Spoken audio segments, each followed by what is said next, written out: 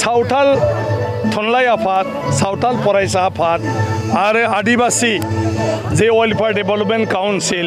आरो बायदिसिना आफाद जयै लोगो नांनानै आसाम सरकारा सावथाल रावखौ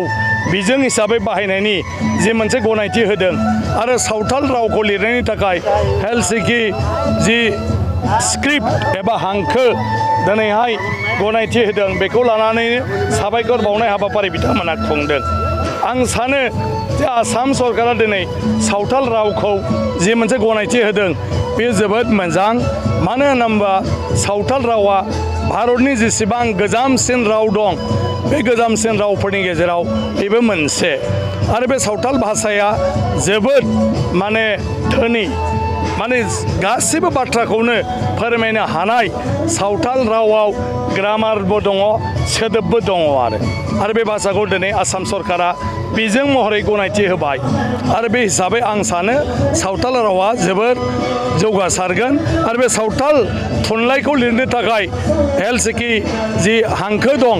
उरिष्यायाव जेखौ बाहायो बेखौ दिनै सानथालि रावनि जायफ्रा गोरों गोरा दं बिसोरनि माने सुबुरुन बायदियै आसाम सरकारा बेखौ गनायथि होदों। आं सानो जे सावथाल रावा थाबैनो बिजों महरै गनायथि मोननायनि उनाव राव हिसाबै बिथांमोना जोबोर जौगा थाखोआव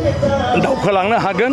आरो मुलुगनि सुबुंफ्रा सावथाल रावनि सोमोन्दै गुवारै मोनथिनो मोनगोन।